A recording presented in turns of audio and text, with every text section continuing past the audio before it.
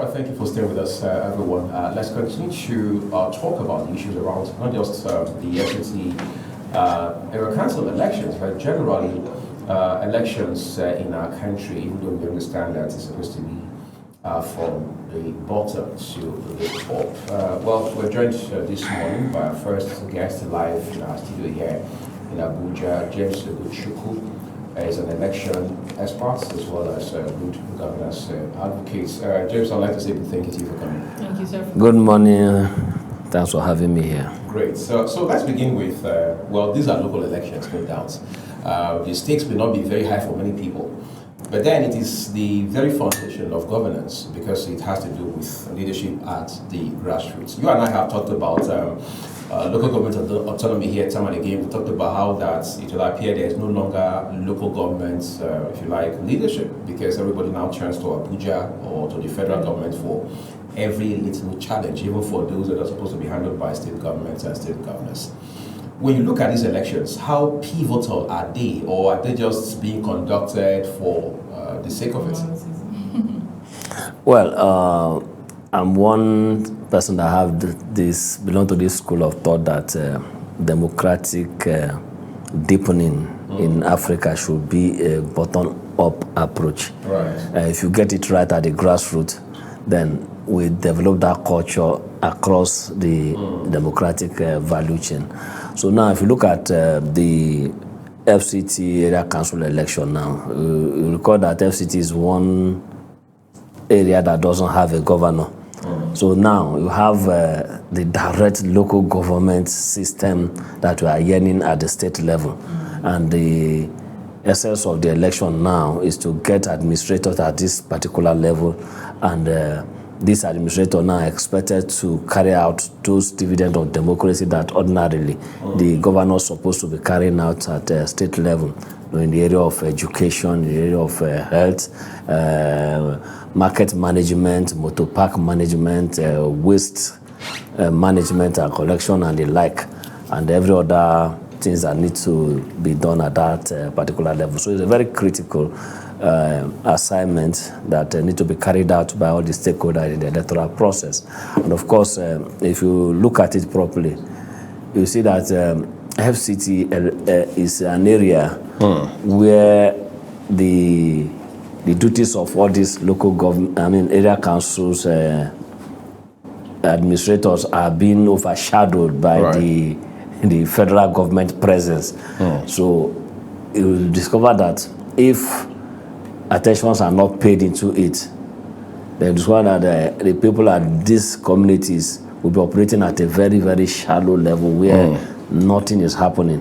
But people will be deceived that the whole of FCT is a mega city where everything is available. Right. I can tell you for sure now there are some communities in FCT now that don't have electricity, they don't have pipe-borne waters, they don't have good schools, they don't even have good primary healthcare system because the federal capital is overshadowing them. Right. So this particular election is very, very critical in the sense that it will help in recruiting leadership along all these administrative structures so that they can now deliver all these goods that I just mentioned.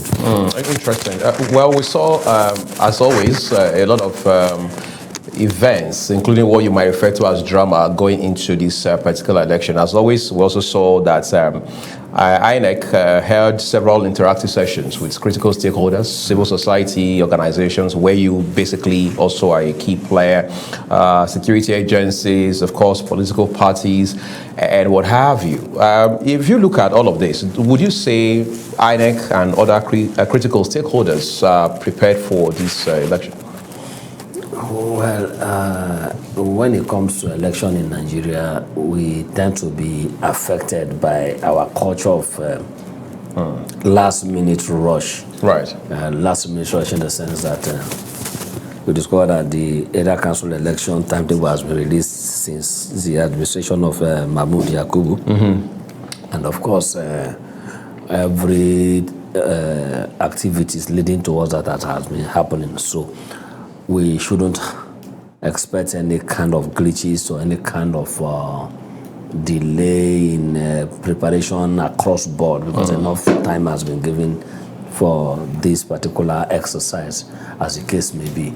So for me, based on my analysis and observation of the process across board, we should expect them to perform optimally, because everything that is needed from them has been put in place right from time.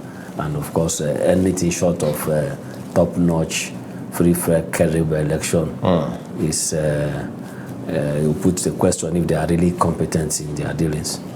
Okay, talking about free, fair, and credible elections, just before this election commenced, over the week we saw protests hit the city of Abuja, Nigerians demanding that even though the Senate has said we have adopted the transmission of results, but we're not doing real time, and some Nigerians are still dissatisfied. Do you think it's a good time to, still kickstart or go ahead to have the elections, that's the FCT area council elections, regardless of the thoughts of Nigerians? And what do you even think about the process? That is, what do you think about the electronic transmission of results versus, the using the form or the hybrid method of elections as suggested by the Senate? Well, if you look at that section 63 of the Electoral Act, it's not much departure from what we had before. And the mistake most Nigerians makes is that they think that the IREV portal is a computational system. It's not a computational system. It's a system that helps you to view how transparent the election is. And this system was brought about by the previous INEC administrator. And the idea is for you to know what is happening at a polling unit. So for instance now, if you are not from FCT now and governorship election is going on in your state, you'll be able to know how your polling units in your village voted. Because you can go to the IREV portal, enter the state, enter the local government, enter your ward, and you can view it at ward level. You see, that's the essence of it.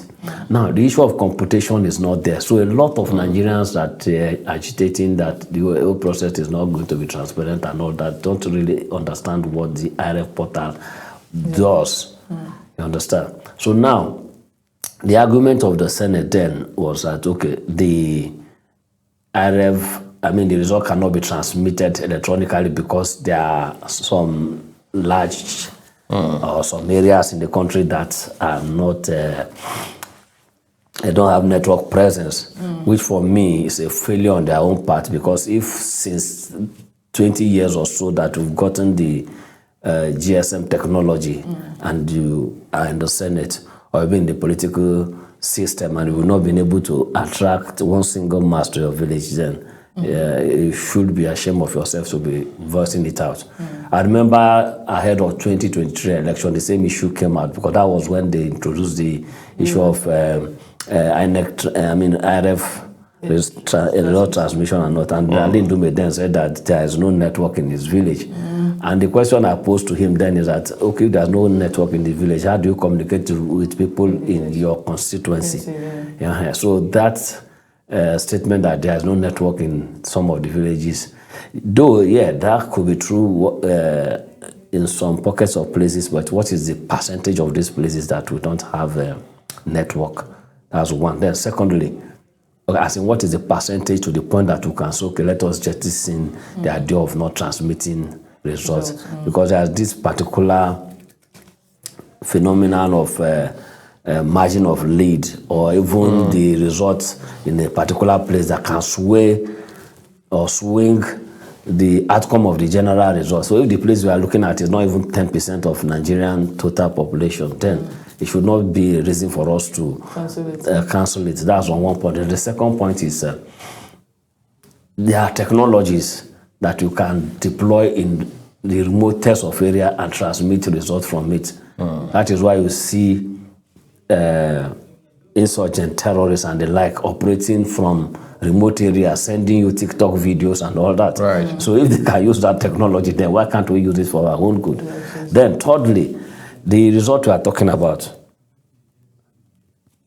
and the beavers and the IREV and the like is configured in such a way that if after the election you compute your result and transmit it to IREV portal, if you are in an area of zero network, the result will remain there. Immediately you are approaching where there is network, it uploads automatically. Just as if you are on transit by road now, if you are going to some place, you discover that when you go to some place, the network will be bad and everything. So people are trying to reach you, people are sending you WhatsApp messages and all that. Then immediately you are getting to the next set tower.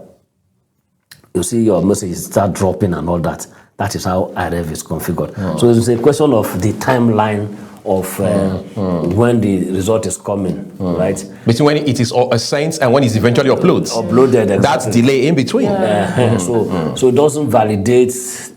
It doesn't invalidate the fact that the result cannot be transmitted. Or it doesn't even impact its accuracy in a way that is adverse. It doesn't impact it because now remember that by the time we are done in the polling unit, we record the record results from EC8A. Then that result that recorded from EC8A is now taken to local government area where it's recorded from EC8B. After that, they take it to state collation center in case of governorship and state houses of assembly election where they record it from EC8C. Then before we now talk of going to national, you understand? So that sequence, so before the beavers get to all these places, they are gotten to area of network and it start uploading. I remember in 2023 election, my consulting firm, we did data mining, result mining from the IRF portal. We did result mining the IRF portal. What the result of the 2023 general election we have them, right? So when we are harvesting the result from the IRF portal, we discover that the IRF portal is configured in such a way that it will be showing the percentage of results that has been uploaded. You understand? So maybe at the end of election, when they are collating now, you start seeing 3%, 5%, 8%. So it shows you that progress line. Progress line. So now most people that are just, pontificating on this issue, they've not taken time to look at how the portal works. You understand? So your result will be eventually uploaded. It may not be real time. You understand? So if you don't even announce the result in real time, then why should you just be insisting that the result will be uploaded in real time? You understand? So real time as an element is not realistic. It's not realistic. It's not realistic. My own question is, eventually the result will be uploaded from the beavers to the IRF. At what point? Is it at the collation centers or at the polling units? Listen, if you are in an area of good network, 5G, 4G, 3G, immediately upload it at the polling unit. Real time? Goes real time to the IRF portal. So those ones are the initial results you get. Then those are the remote area. They can upload it where there's no network. Just press upload. Yes, and they go back to where there's then network. Immediately you are getting to where you can even get 2G network. It goes up. It goes to the IRF portal straight away. So now, you remember that the collation of results normally takes almost 24 hours or so. Yes. Right. So within that 24 hours, at least 98% of the results might have gotten to the polling unit. So if as a candidate, you use 98% statistics now to calculate margin of error lead now. Okay. You cannot come and be disputing 2%. If you as a candidate can win in the 98% that has been recorded, is it only 2% that will come out? Because it's too insignificant. It's very insignificant. So how do we ensure that it corresponds? What is being uploaded at the polling units or maybe eventually at the collation center? Because we will still have returning officers, right? To bring in the forms, the eventual results, the eventual collated results, right? So how do we tally what is, uploaded on the IRF versus what is collated or collated at the collation center? Yeah, the way the whole thing is measured, because it's very important for stakeholders to understand how the polling unit level electioneering activity It's carried out. is. Now, after the collation, the Form ECHA is the result sheet Yes. where you fill all the results. Yes. Then the That's party results from the polling unit. yes, so Yes. the polling unit agents will sign. The security he will sign and take a copy. The security there will sign and take a copy.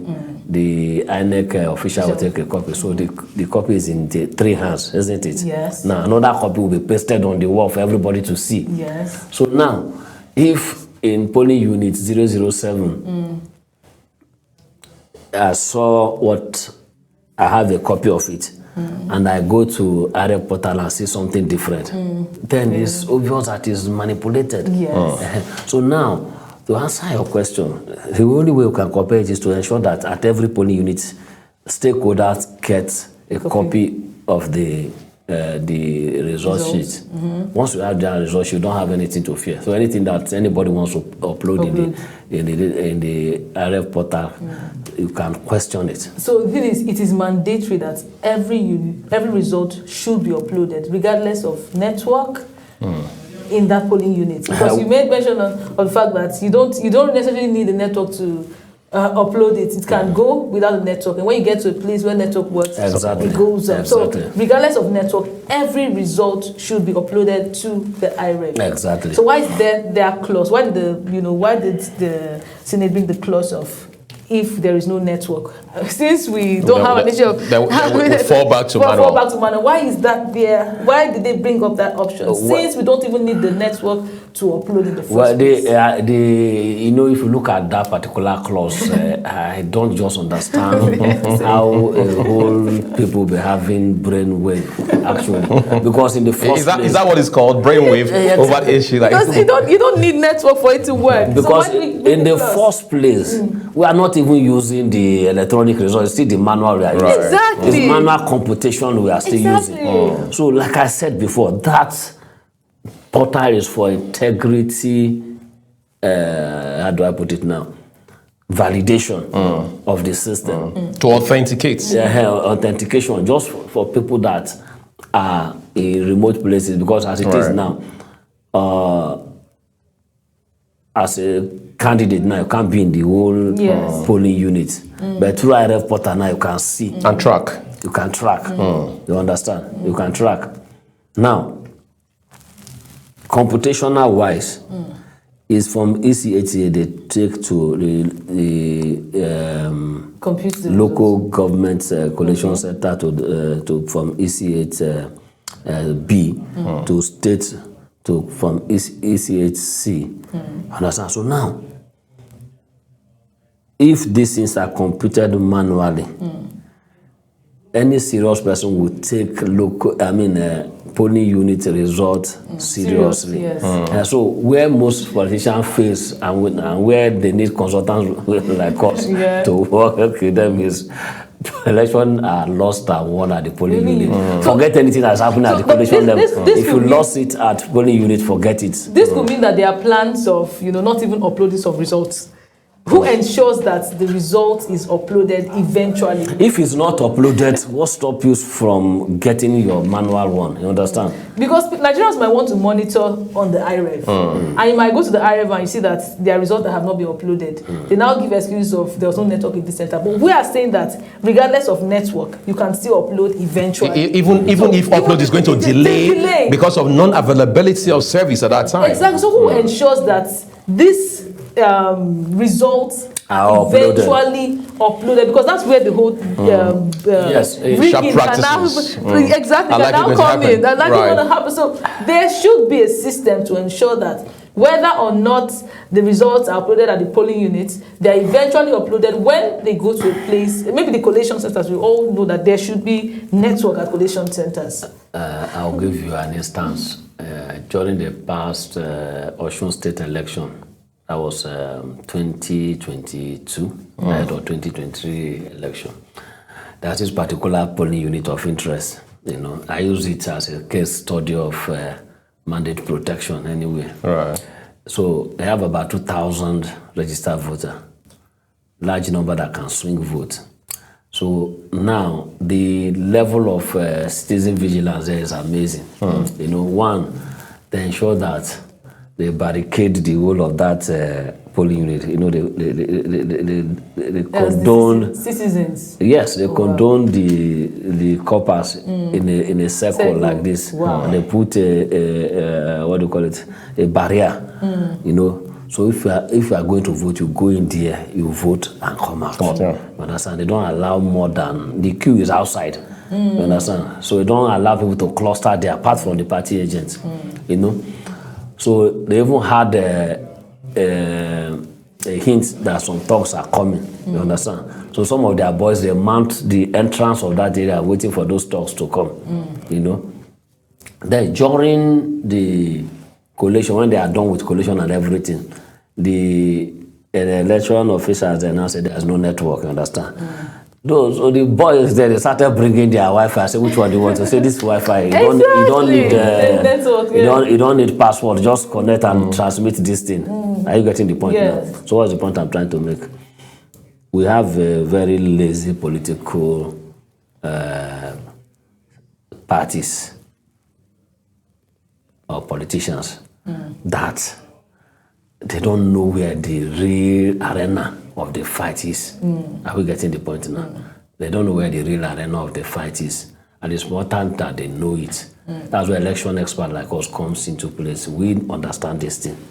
And we consult for any party that is interested to know how to ensure that you win this your election. But the thing is this, you can be in a polling unit and you can be rigged out without you knowing it as an election, as a candidate. You understand? Even under your very nose? Yes. You see, there's a reason why during election they allow some people to roam around, you understand? Like the press now, they roam around. What you roam around for is to go and see how the election is going on. You take pictures, take camera, and interview people and go, you understand? But you see, we, the civil society, we go deeper than that. We go deeper than that because we have stationary observers, we have roving observers. We are the only people that can move around everywhere on election day. Because even the politicians, they can't move around. So they don't know what is going on. Or they assume they know. But they have party agents on the ground. Agents on ground. Good. So that agent now is a complete kettle of fish there now. Maybe if your guys, your media guys, where they picked me now, can bring pictures of those party agents now. You will tell me if those ones have ever read the electoral act. Because how can you be an agent of a process that you don't know how it works? This is the Bible of election. The Constitution one, this particular one, electoral act. So this is 2022. This 2022. I don't know whether 2026 has left Tinubu's decks. But this is one I still have now. There's no much difference. Then INEC guidelines, you understand? So now, by the time you pick some caliber of party agents that are already drunk before they get to the polling unit. As early as that time? They're already drunk before they come to polling units that are there to cause chaos or have been given directives to cause chaos or are not even loyal to your party. Yeah, because there are some sabotages that disguise as party agents. Or you as even a political party did not make adequate provision for their welfare. They tell me how you are going to win the election. So they can easily be compromised and then the candidate and the party can be undermined. Thank you. So the battle election are won lost at the polling unit level. So most of them don't know it. It's not something everything I really feel like there's this resistance, basically because the political class, the ruling party, somehow the knowledge, the up-to-date knowledge on technology and everything that everything that it encompasses, somehow they are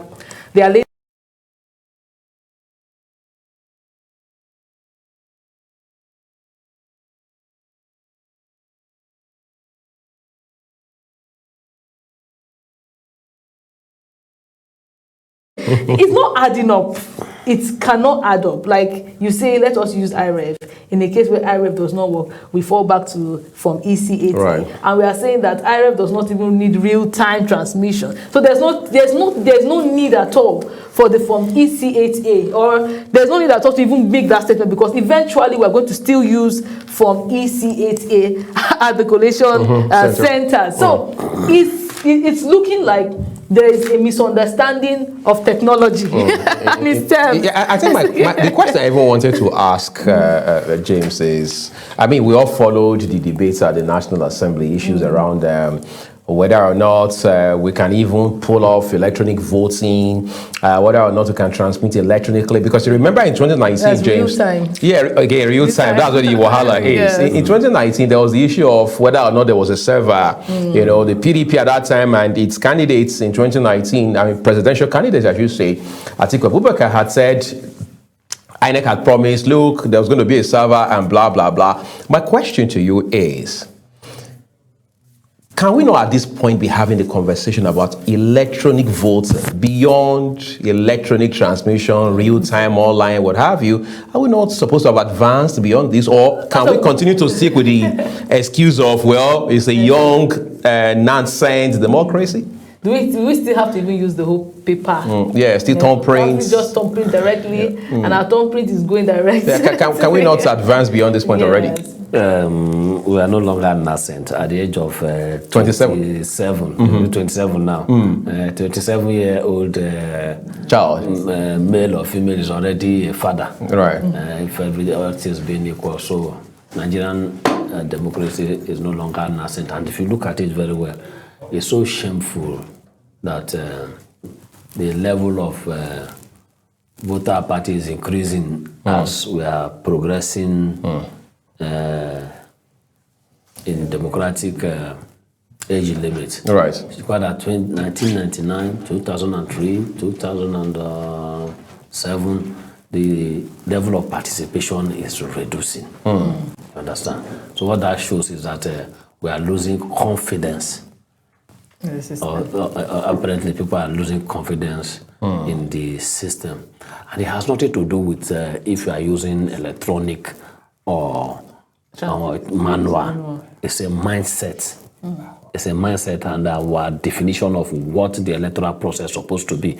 Because if it's something that we have the right mindset about election, which is a very critical exercise in a democratic setting, we shouldn't be debating about integrity. Because if you look at it, and as I always tell you, election integrity, whether it's credible, unfair, unfree or so, is a multi-stakeholders input. That at the end of the day, the buck will stop at the table of INEC to take all the blame. Right. Now, in some other countries, in West African countries like this, election official will go home with ballot papers. This result sheet you are talking about, he will tie it in his motorcycle and drive home and bring it to polling units the following day. Mindset. Patriotism. But you're saying our case is a different kettle of fish. In our case, they have to go and lock it in central bank with armed men guarding it. At the end of the day, we'll still see some result sheet leaking out. The process still being vulnerable. Being pre-filled and smuggled into the system. So you see, so it has nothing to do with the electronic or not. Now, if we go to the electronic now, that is even where we are going to have the... I want us to talk about the electronic real quick, James, but we understand their reactions from the field now. I want to play those reactions, we'll listen to them, and I'll also react to what residents of the Federal Capital Territory are saying at this time. Good morning, Nigerians.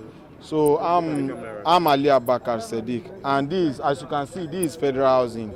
This is poly unit 020, and if you as you can see now, this is getting to 10 o'clock now. Up till now, we have not seen our election materials up till now, and other places have started voting now. They are doing accreditation and all of that. But up till now, the whole federal housing, as you can see now, There's no election materials, nothing. I'm just coming from the collation center, and in Nyanya, 95% of them now have left the collation center, so we don't know what is going on. And look at time now, and according to the INEC, by now our election materials are supposed to be in the polling units up till now, so we don't know what is going on, Nigerians. So this is what is happening.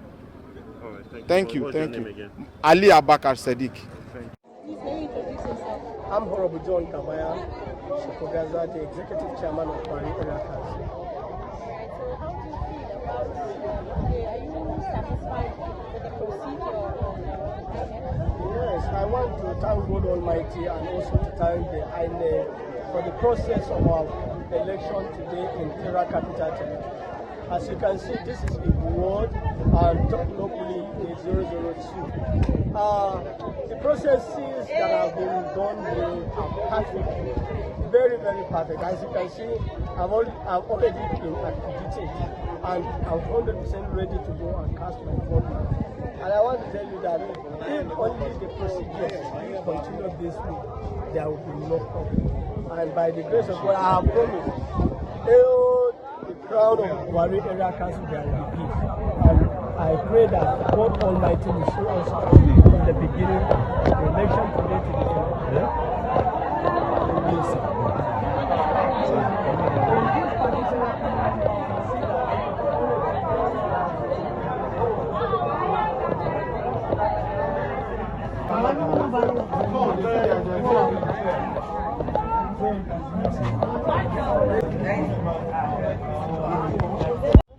About the assessment, you've gone around some polling units in Wari. What would you say about it?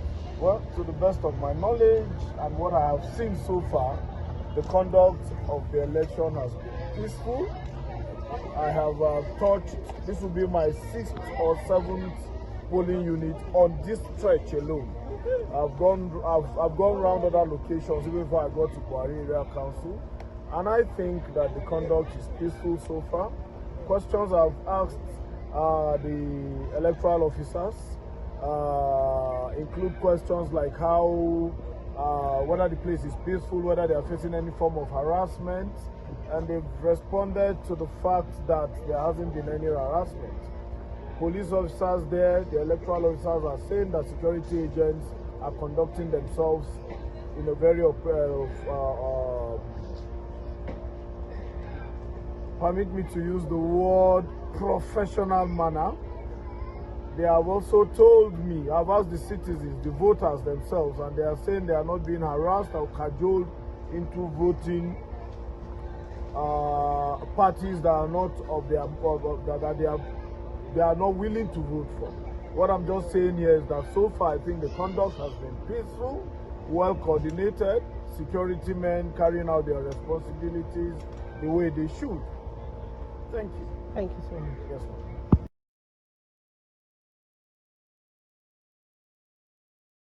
First of all, voters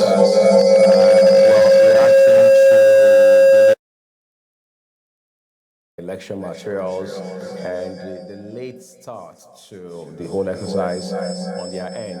And now you saw the police commissioner for FCC also saying that he had monitored quite a number of polling units on his own stretch at that point in time and was largely peaceful, security operatives doing their job, playing their role, and what have you.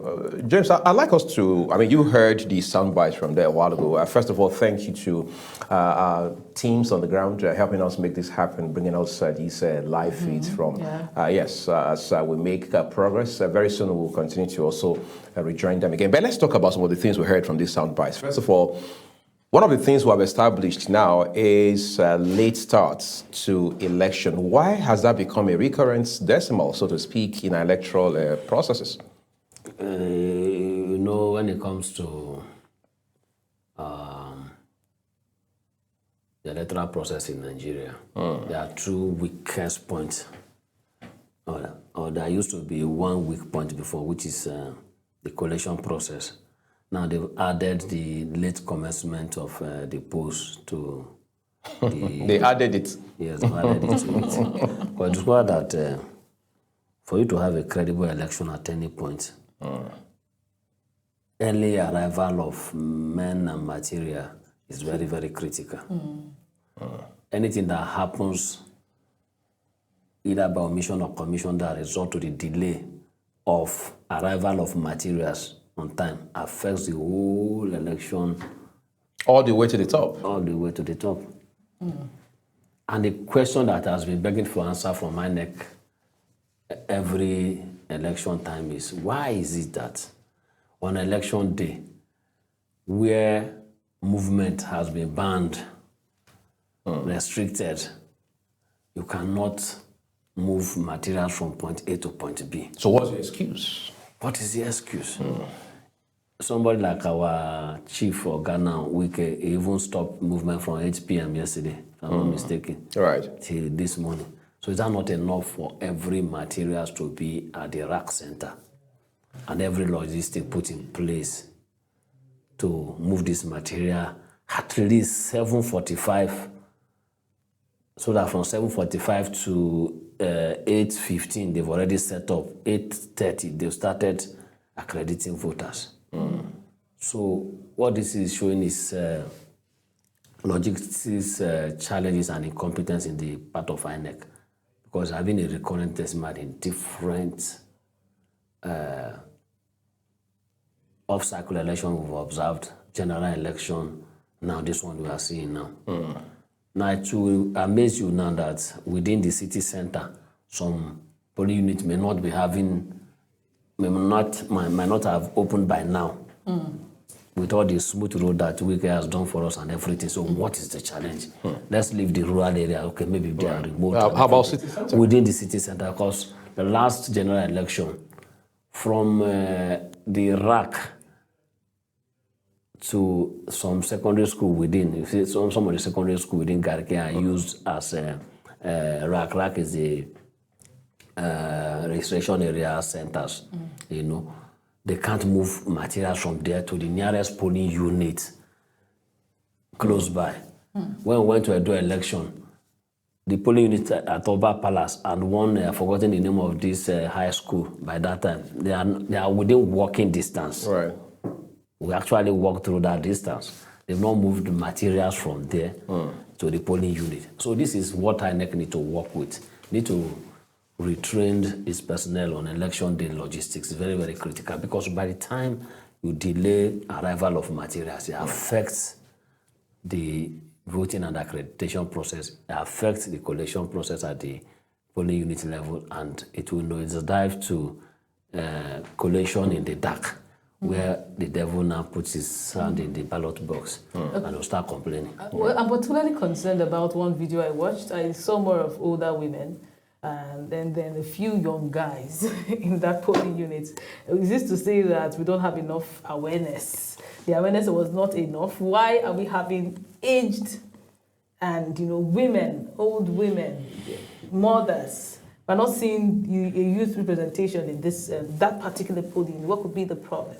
Well, interestingly enough, across board in all the elections we observe, women tend to have more faith in this democratic process than the men and the men. In terms of age democracy, the demography, we still tend to have more elderly people, because you see an old person with a walking stick still coming to exercises or franchise. Some comes with wheelchair, some pregnant women, some nursing mothers, and all that coming out to vote.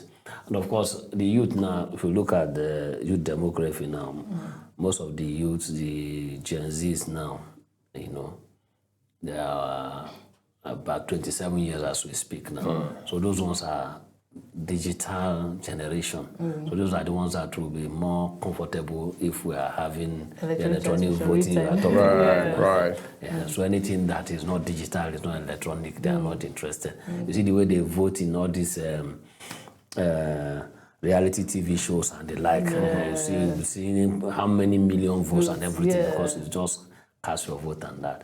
And again, the challenge is, like what I was saying before, it's not as if we cannot transition to electronic voting and all that, but with the kind of mindset we have, we'll still bring that corrupt tendency into the electronic system, because that one is easy to even manipulate. Somebody will just sit in a console somewhere and they can manipulate results and all that, can hack into results and all that. The glitches that happened last time, and nobody know what glitched the system. That's why I think the legislators in their wisdom are not going full electronic system. Even in the US, I don't think there's any country that have gone full electronic system, but you can have an electronic assisted electoral process, which makes a lot of sense. And that's where that BVAS machine for authentication and all that. So somebody down need to be going manually to check if you are a registered voter or not. Your facial recognition, your face and mine can never be the same. Your fingerprint and another person, even if it's your twin brother, can never be the same. So that has reduced the incidence of multiple registration and multiple voting. You understand? So it has reduced all that. But what did the rogue politicians do? What they do, they just go there. They will even destroy the ballot boxes, scatter the ballot paper, destroy the BVAS machine, just to make sure that they invalidate whatever is happening in that particular place. So the problem is not the technology, it's we that is deploying the technology. Technology is there to serve. It's like a genie. You understand? Your wish is my command. What do you want me to do? I will do it. But if you decide to use technology for evil instead of good, then you don't blame the technology, you blame yourself for having a wrong mindset about something. So I was speaking with a cybersecurity expert, and he was of the opinion that if you're trying to transition into this electronic phase of voting, it's important for party leaders to have trained experts, trained cybersecurity experts. For example, you said the process can actually be tampered with if you have the wrong people there. But just as we have party agents, I don't know how credible these party agents are, I don't know how knowledgeable they are, but if we have more professionals being represented in every party alongside INEC tech team, don't you think it reduces the chances of, manipulating, hijacking, hacking the systems? Because there's a situation where everybody is contending for the position and everyone is knowledgeable on how the process goes. So if there's hacking coming from an APC, sorry to use APC, a PDP person would, that is wise in that sense, in that technological sense, would be able to spot on time. So don't you think we need advanced party agents with the right technological knowledge to be represented at polling units by parties? The challenge is, if you look at technology now, there are two layers here. Now, the first layer is expertise, and the second layer is integrity. Okay, yeah. You understand? So now, no matter the level of expertise you put in place, once integrity is not there, you have failed. I'm getting the point now. So now, countering cyber attack is a function of your level of knowledge and competence.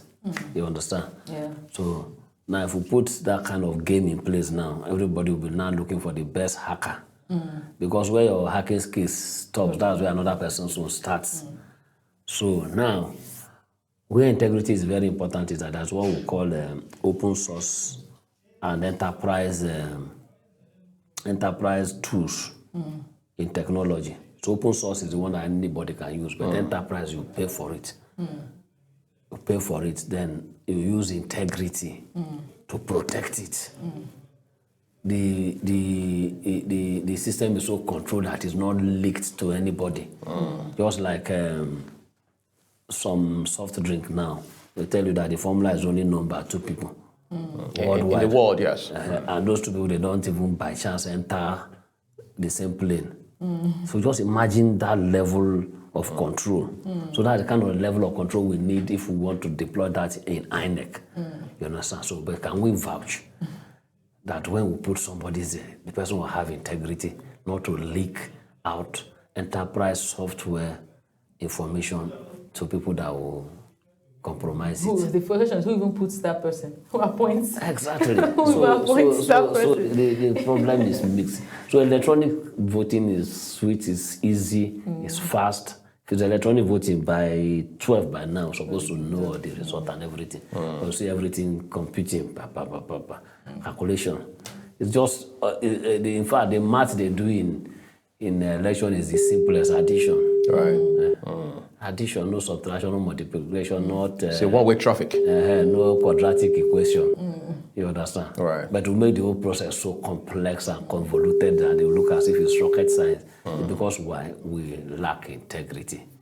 And why do we lack integrity now? Everybody is rushing to power to see what they can grab, not to go and serve. Because if it's a system that is meant to serve, people will not be doing all this thing. Yes. So if we were looking, it's a conversation for another day. How do we make the power system to be less juicy, to be more service inclined than self-serving inclined? Until we get to that point, everybody wants to be in the power game. One of the major issues we had in 2023 elections was the issue of cancellation from EC8. If you see somebody write this, you cancel it, and cancel and cancel. Like as if you're writing exams. You understand? This is, like we said, it's the simplest calculation. There are tools that help you calculate. Especially in this century, you can just snap, use to ChatGPT, tell it calculate this for me. Although you don't trust the process, but there are easier ways that AI tools will help you calculate. Are we going to see reoccurrences of cancellations? Because that is one of the bone of contentions that Peter Obi brought to the table when he went to the court. He said the forms were too. He was just looking anyhow, like it was a primary school child learning to write. What question we would have asked him was, what was his party agent doing when such forms have been uploaded? What is a clear case of result manipulation? You write, you cancel, and what you do to this thing. Clear case of result manipulation. And this is where the agent is supposed to stand and say, no, this thing cannot go this way. Like the polling unit of reference I was telling you about in Osun State that day, when they were counting, everybody started nursery school there. Raise it like to 1, raise it up, everybody will see it 2. Counting, party A will record it. Party B, if party A scored 50, and you start counting party A up to 90, party B 90, no, party B has won already. So what do you want to go and start computing there? You understand? So in that case of cancellation, what can the party do? Is there a look? Do you cancel the elections because of the cancellation? The computation even starts at local government collation center, but at polling unit is recording. Yes. You know, party A 50, party B 70, yes. Party C 95, like that. But you can still make mistakes, and then when you go to the collation, no, you cannot make mistake there. Any mistake you see is deliberate, because all the election official at polling unit were trained before going there. Okay. You know how many resources INEC spend in training these guys? So any person that is found with that kind of thing needs to be arrested and punished. Okay, so at collation centers, are you saying such mistakes? Because at that point, I don't know if we still have party agents at the collation centers. Of course, they should be presented there. And those when you go to the collation centers, you're dealing with more advanced humans that have been trained for the process. Do you start correcting them on their jobs at that place and space? Now this is where. It's not everything I should be saying on air, actually. But how much can we share on air? Because it's important. The much you can share on air is that at the collation center now, this is where you need to be very alert. You understand? Because you are now bringing results from different points. And that's where you can now rely on your IRF portal, you understand? So that by the time you sit and you are mining the result, now it's okay. In this particular ward, we have 15 polling units. How many did my party score? In all this ward, we scored 1,500. So if you go to if collation center score you 900 instead of 1,500, you now know that manipulation is here. And what is your evidence? You have the hard copies. All right, we understand that one of our correspondents now on the field is ready to join us, Ubong Usoro. Let's connect to him and then establish where he is and exactly what's happening right there. Ubong, thank you for, again, second time around today, this time virtually joining us to share insight with us. Quickly, let's establish where you are and what exactly is going on there.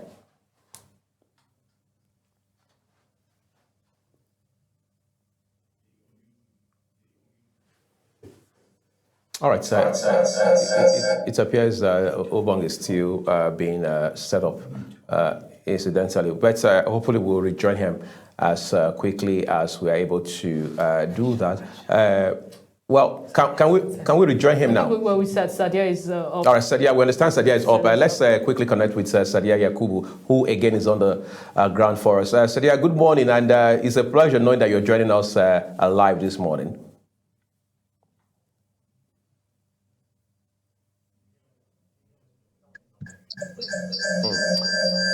All right, Sadia, would you kindly let us know where you're joining from?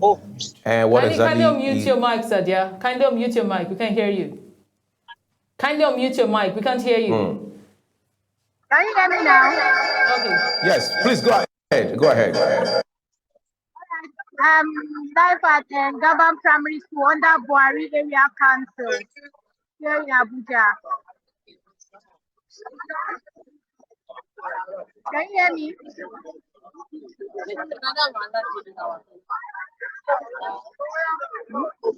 My G. Can you brief us, please? What's the situation of things there, Sadia? Can you hear us? Please brief us. The situation of things, everything is calm. Everywhere is calm. No box snatching, no vote buying. People are queuing on the line to cast their vote. As you can see, security agencies are on ground. And we have people still checking for their on the list. Right. That is this side. We have people, let me speak closer so that you can see them. You can see checking their names. And well, we still have some on the queue there who are already casting their votes. Currently, what part of FCT precisely are you at, please? Buhari, I stated earlier that Buhari, Gabon under Buhari Area Council, FCT. Polling unit 002, Gabon 2. Thank you very much, Sadia. Thank you very much. All right, great, Sadia. We'll continue to follow up with you as we make progress at that polling units on the Buhari Area Council. Thank you again, Sadia Yakubu, for taking our time to bring us up to speed.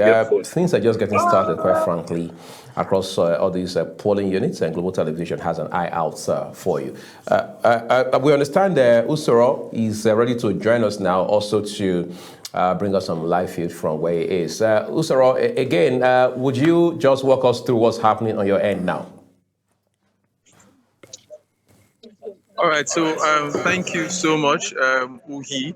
I am at Gariki by UTC, where voting has commenced, and the people are voting. Voting is underway. The street is quite very peaceful. Everybody is very orderly. You could see men of the Nigerian immigration, civil defense, and the rest of them just helping, to bring some kind of order to the place.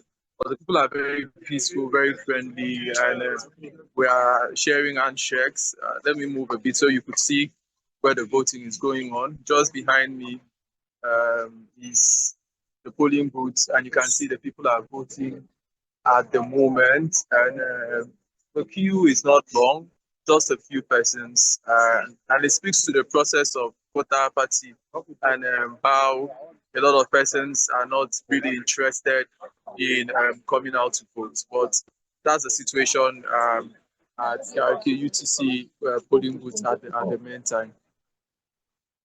Great, Priscilla, you have a concern, but apparently it looks orderly, like he said, and serious business has already started. We would love to speak with, if it's possible for him to speak with some of the citizens there. The voters, right? Hopefully we're able to speak with some of them, but once we can establish that, we'll get right back to Uba Usoro, who is on the field. But James, in the meantime, I want to talk to you about the rigor involved in putting an election, or if you like, electoral exercise together, right? Quite expensive, no doubt about that. Let's talk about cost elements. For example, for 2027, we understand INEC has a requisition to the federal government, or if you like, to the National Assembly, totaling something in the neighborhood of 1 trillion, because first you have something over 800 billion, basically, then you have another 137 billion that we understand will cover, or is proposed to cover, whatever is going to be paid to ad hoc staff, including members of the National Youth Service Corps. Election is business in a sense, and for every business there's investment. Yet, in the case of Nigeria, we are not so certain if we get return on investment for all of these very vital resources that we put in. What are your thoughts? Well, when it comes to this, of course, election is very expensive, because how do you explain a situation where you have one of the largest deployment of personnel? But that is popular saying that in Nigeria, where development don't get to, ballot box gets there. So the remotest area in Nigeria, about 1,700 and something polling units nationwide, are going to have about how many thousand? I've forgotten the real figure actually. They're going to deploy men and materials there, and these men and materials are talking about these ballot boxes in all these places, result sheets in all these places, ballot papers in all these places, at least 3 electoral officials in all these places. So if you multiply all these things, you discover that it takes that much, not to talk of other election day logistics and the like. Now, beside the printing of all these materials, both sensitive and non-sensitive material, transportation and the like. So if you look at all these things, you discover that a lot of money goes into this election. That's of return on investment is a function of the dividend we get from people that are elected to power. You understand? Right. That's why the leadership recruitment process, the internal party democracy comes into, of various political parties comes into play. Because I tell people that we have a system in Nigeria where we are given choices by the political party. And we decide who among make a choice between the devil and the DWC. Understand? So now, flawed primaries that we normally witness where candidates are hijacked or bought, delegates up to candidates are hijacked or coerced to vote for a particular person. So any person that I emerge there, then the rest of the people are left to make a choice between those people. All right. So now, depending on how the person perform, is the function of the return on investment we are talking about now. Because what is return on investment we want? Good roads, healthcare, education, security, and all those things. And even our tax. And our tax, fair taxation, because as a citizen, you're supposed to pay tax. So if you have a government that doesn't meet all this, then we've not gotten good return on investments. We don't buy bad market. Those are the things that the federal government should even consider. Exactly. And even political parties. Exactly. So if you emerge, either way you emerge, at least deliver the goods. Because Nigeria has enough resources, both human and natural resources, and intellectual resources, to be a great country. So if you emerge through any process at all, whether flawed or not flawed, whether credible or not credible, so long as you find yourself in that seat, the onus lie on you to ensure that you deliver the democratic dividends and goods to the people. So the question is something you can take to court of public opinion. How will you really get in value for the money spent in bringing all these people to power?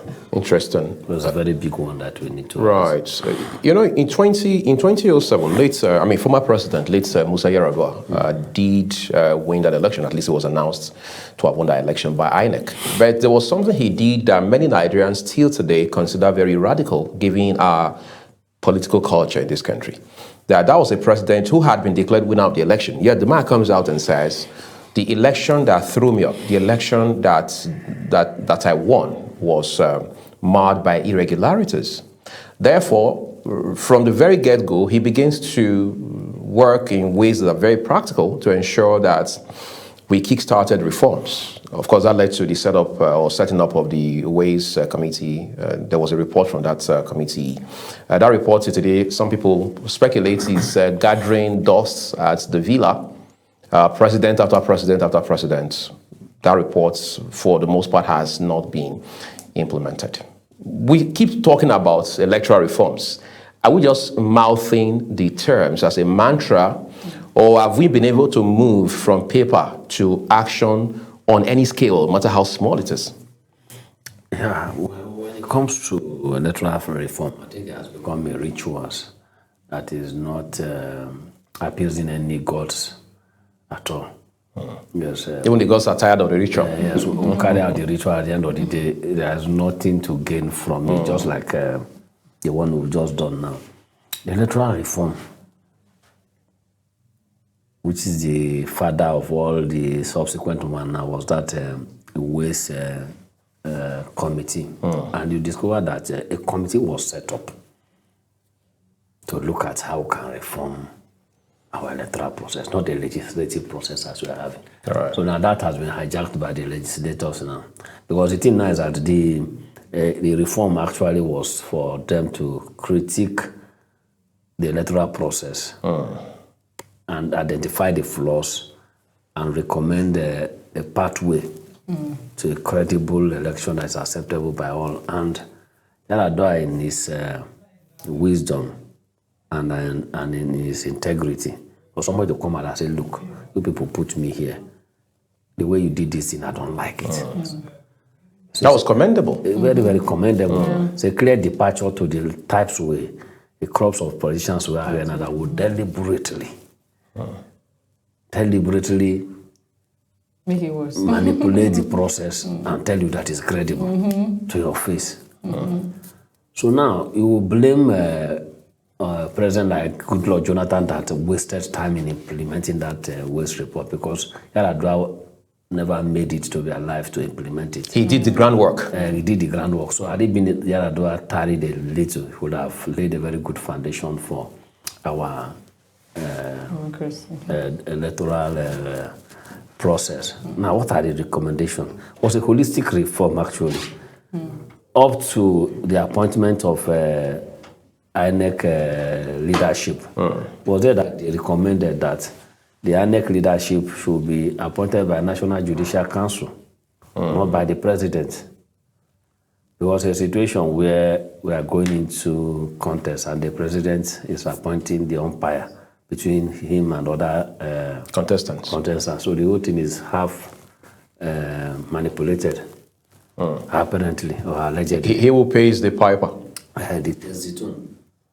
So a situation where the president appoints the INEC chairman, the INEC commissioners, and the INEC resident electoral commissioners, and the national commissioners.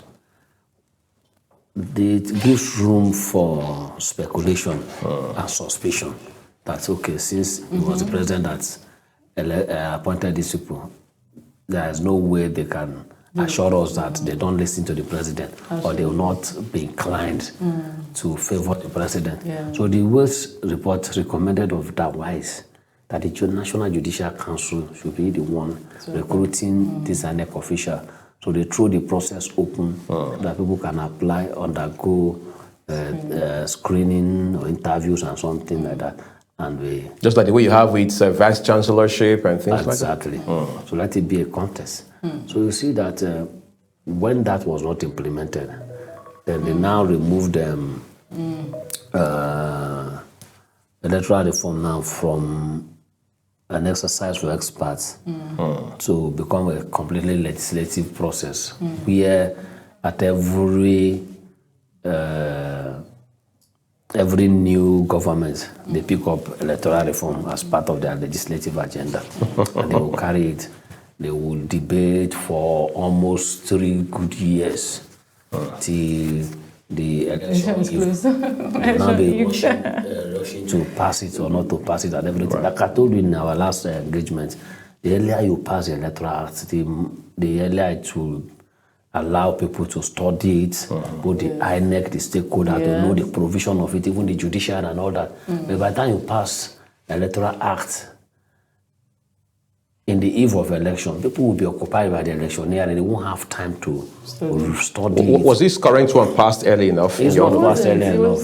We've been trying that this thing should be passed since November, December last year.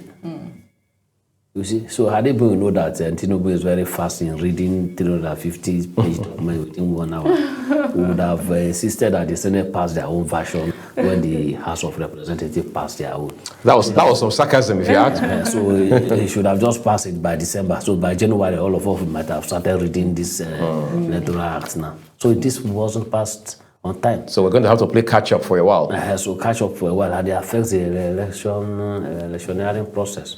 So now, the issue of electoral reform is something that is still not too late for any government to go to the archive and dig out waste reports and look at it. Even if some of them doesn't match our current or modern reality, can be tinkered with, but majority of the things that are there can still be useful and it's still good in terms of reforming our electoral process. Because that particular committee was one of the soundest committee I've ever seen, made up of eminent personality like late Justice Uwais, professors of Professor Adele Jinodu, a renowned political scientist, Chidi Odekalo, renowned civil society activist, and a lawyer. And a lot of them. I've forgotten the list of people that are there. So I had that statement that have nothing to gain from this system. They came together and they gave you this report based on your request, and at the end of the day, they just kept it there.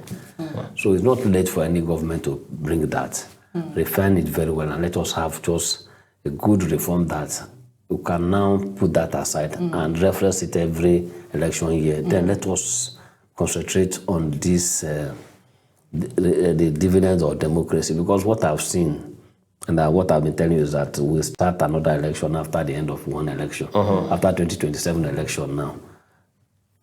After dropping headline promises and all that, the next thing, they're already calculating 2031. Right. So it's like we just exist as a country to go into elections. And nobody's talking about real development. Every development is politicized both by the opposition and the ruling party.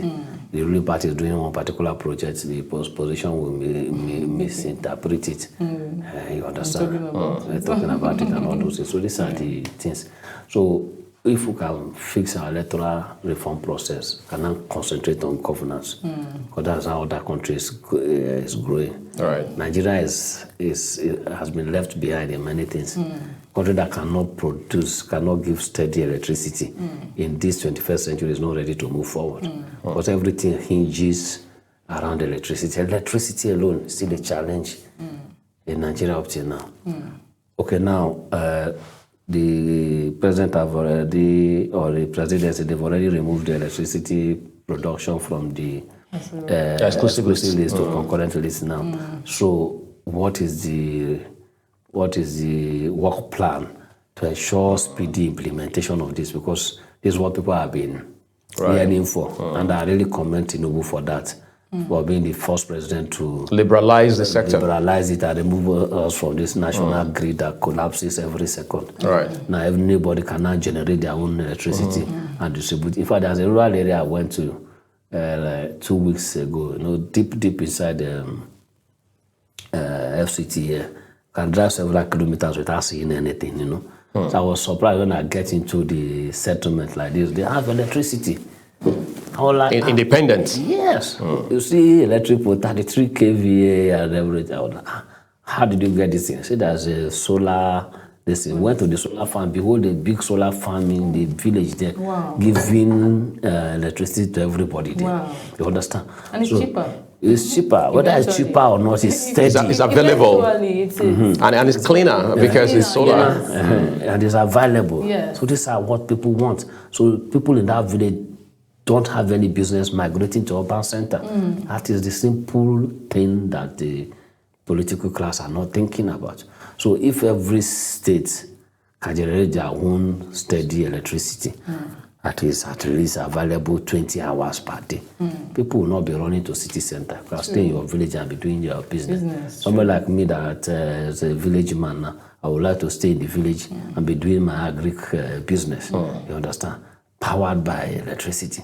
Don't have any business coming to the city center. Okay, so we need to take a break now. The idea is to quickly listen to some Vox Pop from the field, courtesy of our political correspondent, Ubong Usoro, and then we'll do some sort of analysis of that when it plays through. All right, so still observing where the people are voting. We've gotten one of the supervisors for the All Progressive Congress who is ready to speak to us. Please, can we get to know you, sir? My name is Barrister Ndodi Ezekiel Chidi. All right, so you are the supervisor for... I'm the supervisor supervising all our agents in the city center from area 10 to area 1. All right, so what is going on and how can you assess the election so far?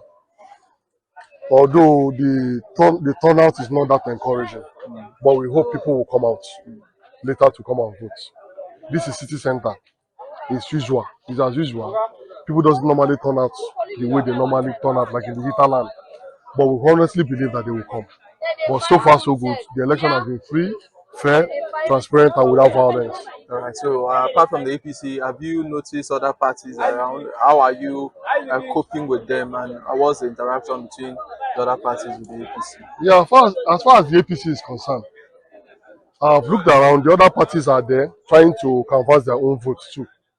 But for the man of capacity, Honorable Christopher Zaka Mekelangu, who have shown capacity in the FCT, who has touched the lives of the people, who have touched the lives of the people in the hinterland, the lives of the people in the urban area, and his work has spoken for himself.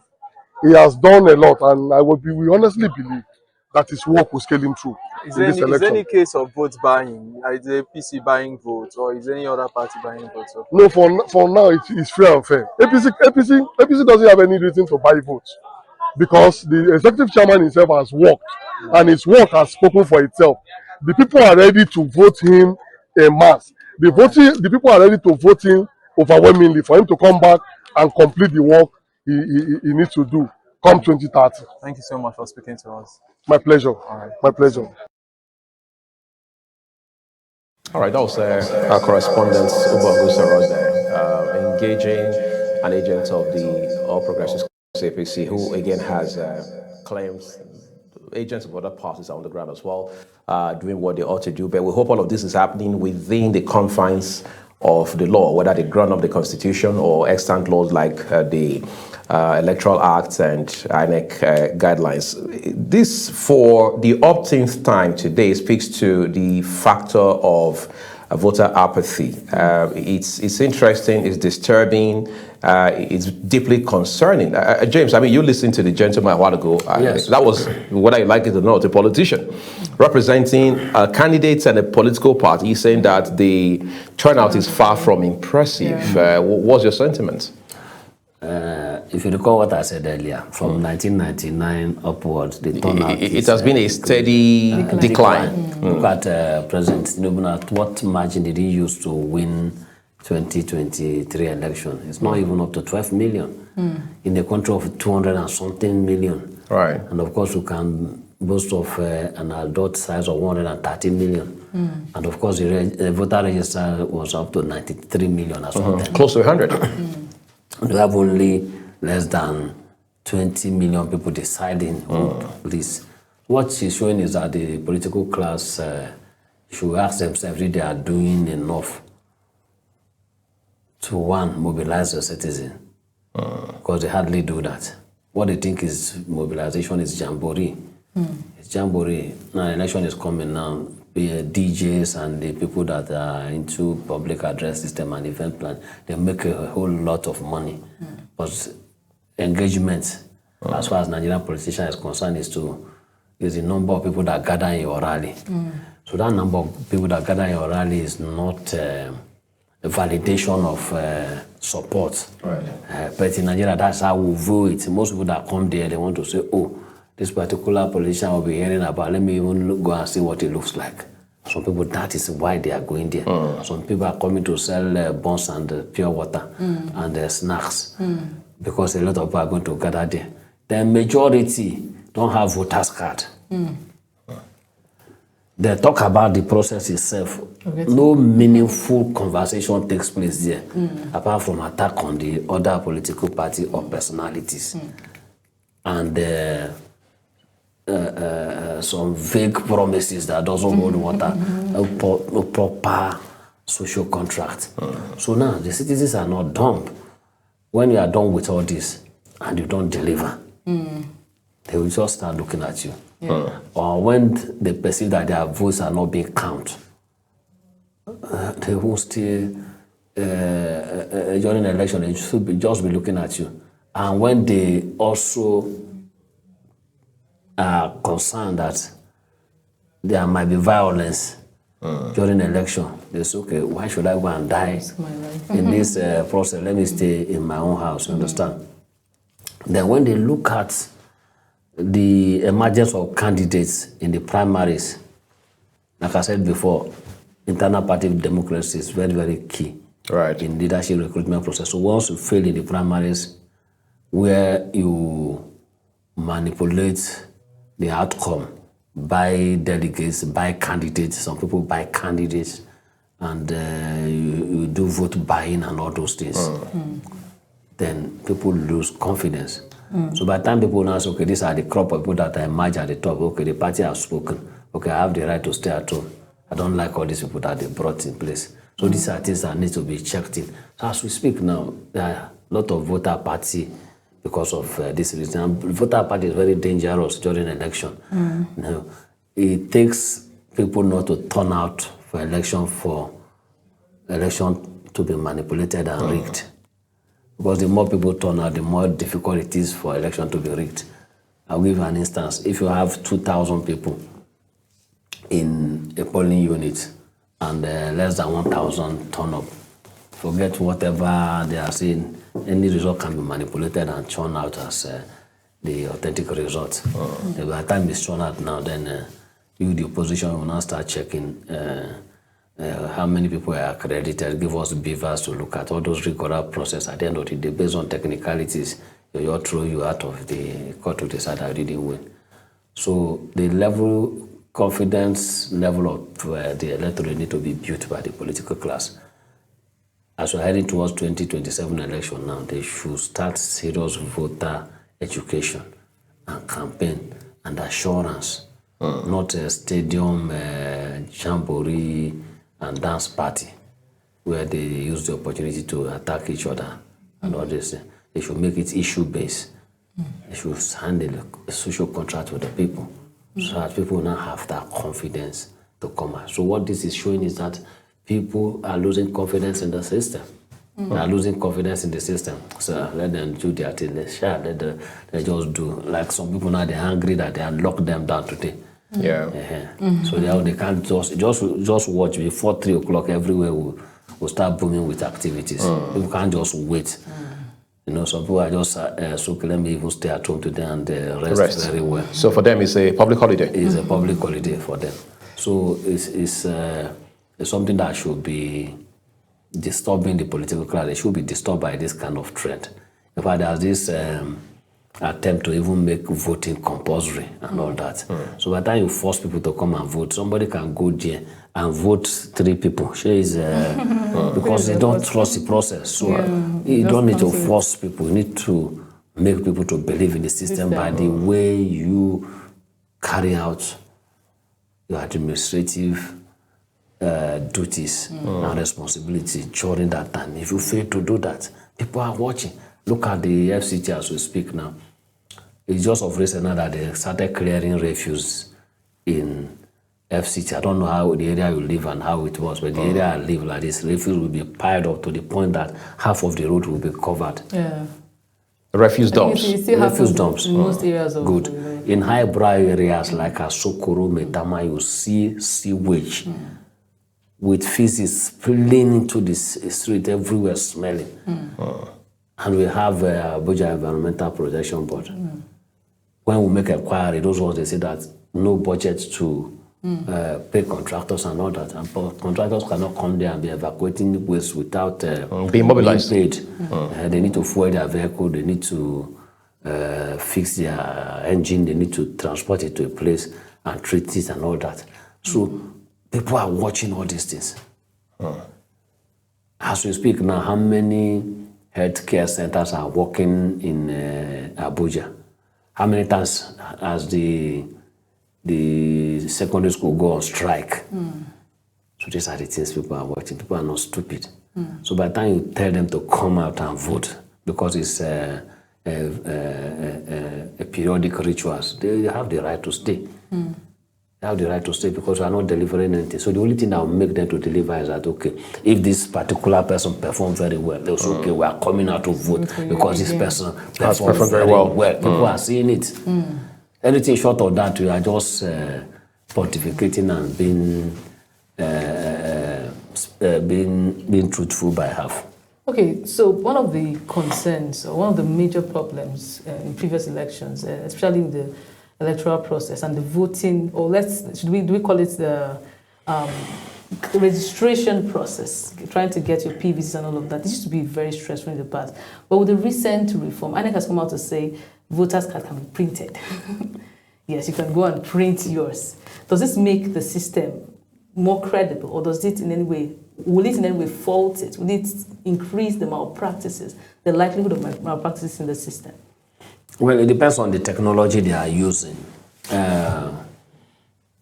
If you print your voter's card by yourself, it will help a lot of people to get to register. And remember what I said about technology and integrity. So now it now lies on the election official now to ensure that the printed one is authentic. You understand? It's authentic, and the person can be accredited to vote.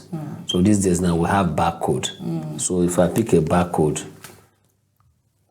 use this because the smart card reader, the PVC, the Beavers now, it has a camera behind, so you can use it to scan the barcode there. If it's authentic, it ticks it. And all that. If it's not authentic, you leave it.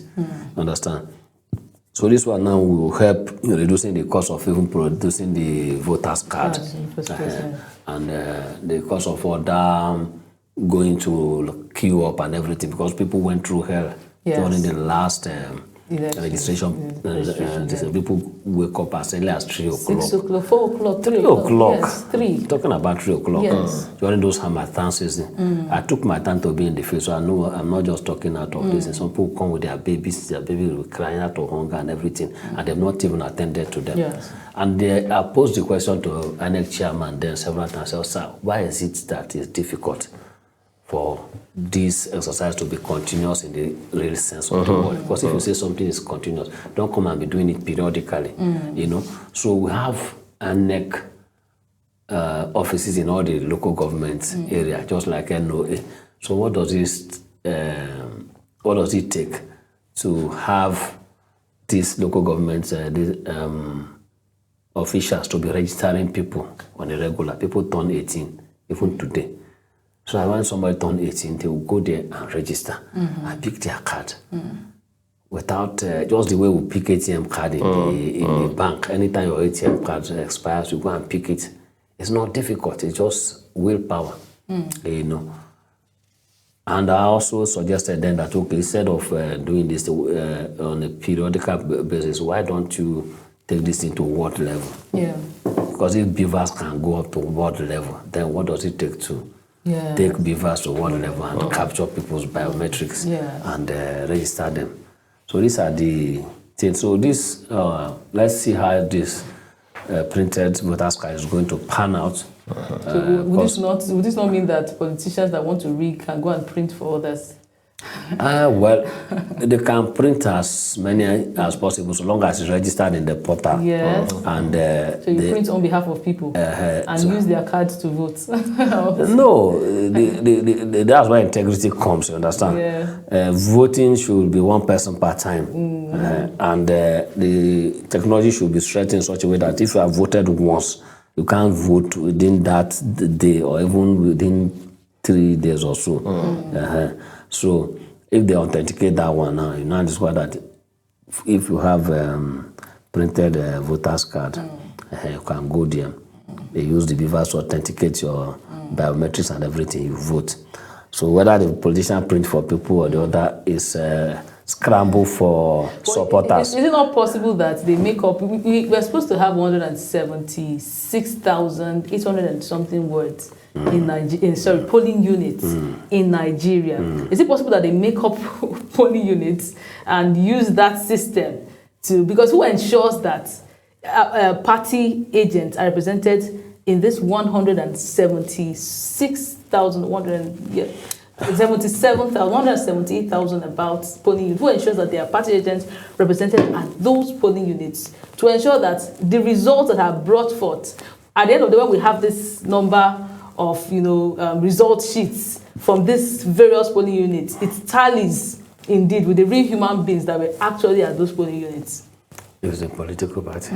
The political party. Because they are the end beneficiary of the whole thing.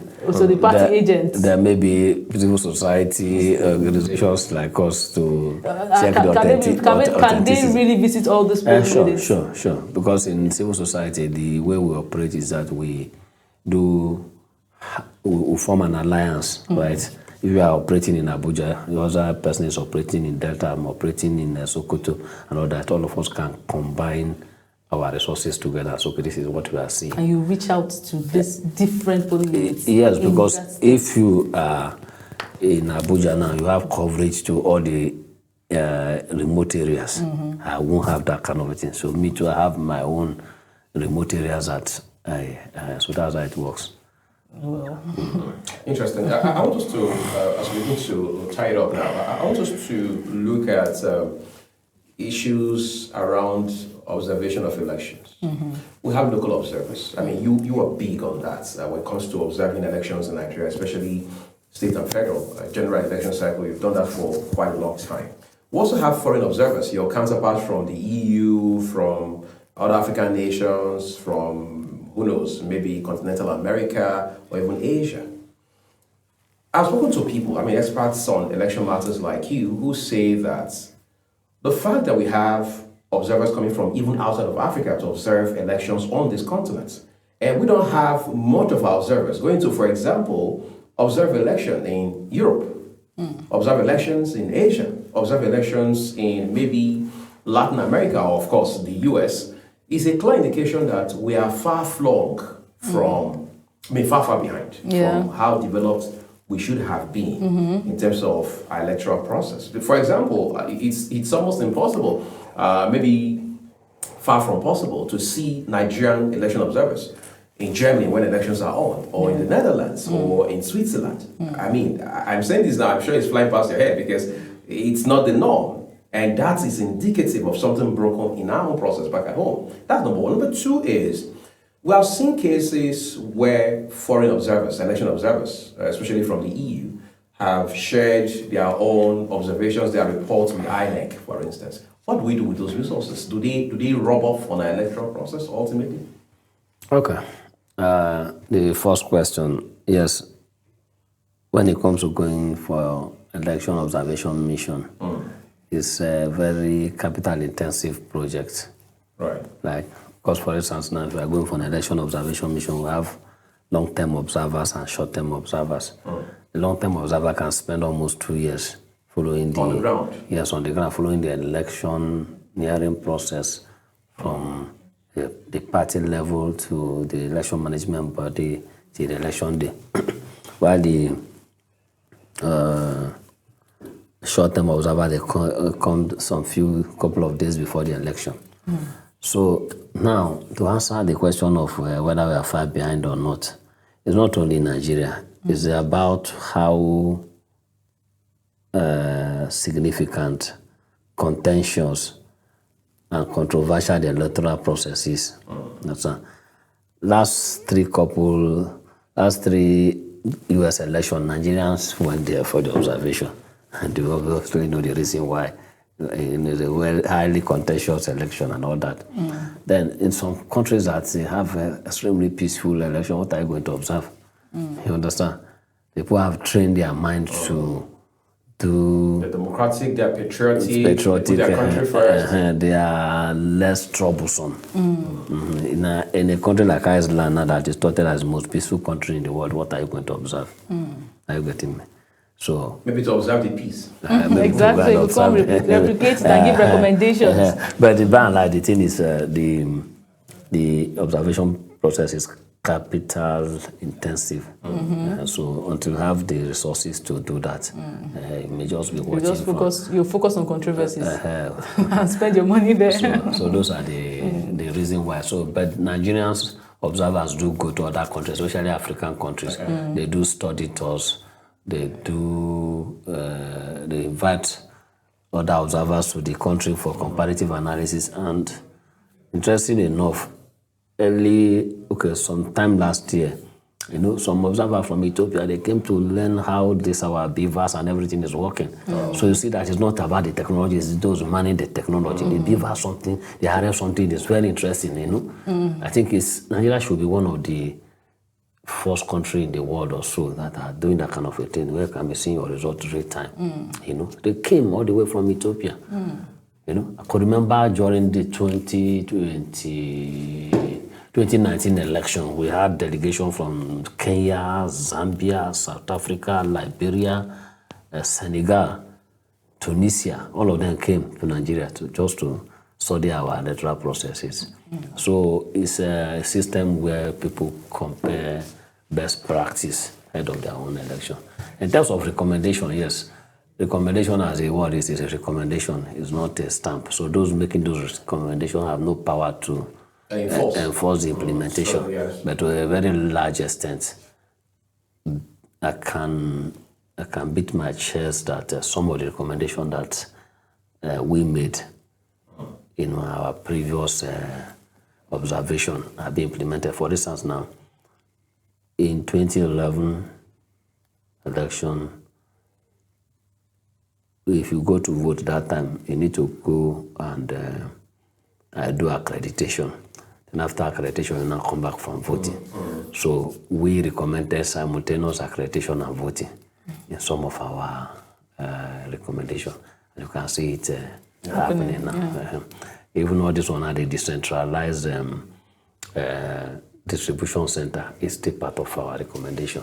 So INEC do consultative meeting with us every quarter for a reason, because they look at all those are recommendations as okay.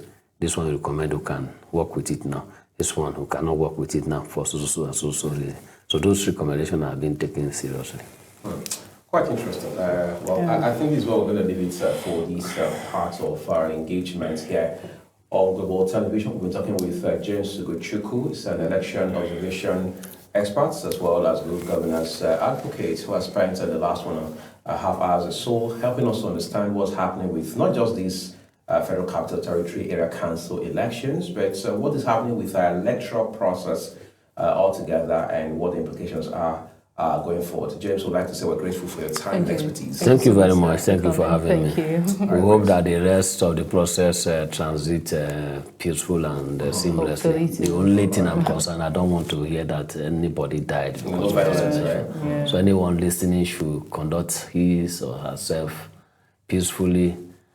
Dying for this democracy is not worth it. You need to be alive to enjoy democracy, stay alive and be the part of people that's okay, yes, we work for this and we're enjoying it. Don't die for any politician, it's not worth it. Thank you. Well, I think the word my home says is enough for the wise. All right, let's take a break now just to let you know that our special coverage of the Federal Capital Territory Area Council elections continues here. At top of the hour, that will be midday in West Africa. We'll also be bringing you news updates. Please do stay with us.